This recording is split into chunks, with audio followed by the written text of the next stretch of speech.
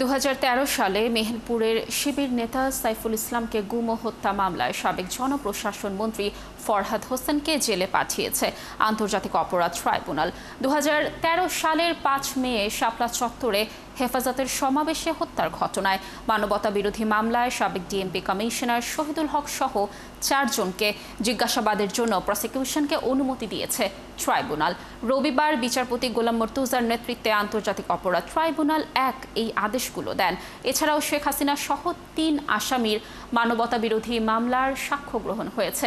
এতে রংপুরে আবু সাইদের মরদেহের ময়না তদন্তকারী চিকিৎসক আদালতে সাক্ষী দিয়ে শেখ হাসিনা সহ আসামিদের উপযুক্ত শাস্তি চেয়েছেন। নূর নবী সরকারের প্রতিবেদন।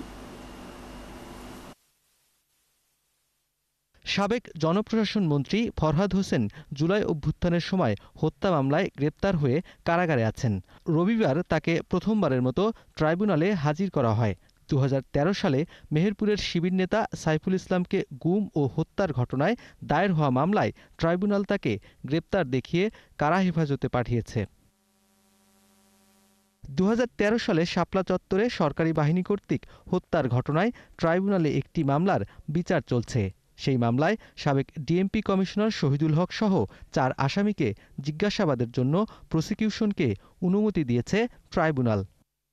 সাবেক সেনা কর্মকর্তা জিয়াউল হক ও শেখ হাসিনা সহ আসামিদের বিরুদ্ধে গুম সংক্রান্ত মামলায় তদন্ত প্রতিবেদন জমা দিতে পারেনি প্রসিকিউশন।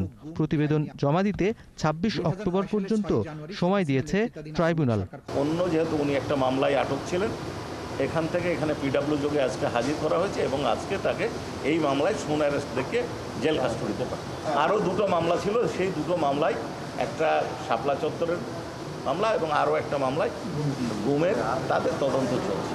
শেখ হাসিনা, আসাদুজ্জামান খান ও আবদুল্লাহ আল মামুনের বিরুদ্ধে 24 মানবতাবিরোধী অপরাধের মামলায় সাক্ষ্য গ্রহণ চলছে। রবিবার 4 সাক্ষী সাক্ষ্য দেন। রংপুরে আবু সাইদের মরদেহের প্রথম ময়নাতদন্তকারী চিকিৎসক ডাক্তার রাজিবুল সাক্ষ্য দেন। তাকে দিয়ে জোর করে ভুল রিপোর্ট নেওয়ার অভিযোগ করেন তিনি। বিচার চান শেখ হাসিনা সহ আসামিদের। পুলিশ প্রশাসন এবং সাচিবের চাহিদা মতো রিপোর্ট দিতে চাচ্ছিলেন না, তখন তাকে ভাইস প্রিন্সিপাল মাহফুজ সাহেবের রুমে ডেকে নিয়ে যাওয়া হয়। ডেকে নিয়ে যেয়ে সাচিব প্রধান এবং পুলিশের 2 জন কর্মকর্তার নাম উনি বলেছেন, সেইখানে উপস্থিত থাকে, তারপর চাপ প্রয়োগ করা হয় এবং বলা হয় এটা নেত্রীর চাহিদা, এইভাবেই দিতে হবে। তখন উনি বাধ্য হয়ে গণনা সঠিক রেখে শুধুমাত্র গান শট শব্দটা বাদ দিয়ে মতামত দিয়েছেন। তবে উনি কৌশলে বলেছেন সার্কামস্টেন্সিয়াল এভিডেন্স আপনারা বিবেচনা করুন। এই মামলায় প্রসিকিউশনের সাক্ষী 81 জন। এখন পর্যন্ত 20 জনের সাক্ষ্য ও জেরা সম্পন্ন করেছে আন্তর্জাতিক অপরাধ ট্রাইব্যুনাল। নূর নবী সরকার, 71, ঢাকা।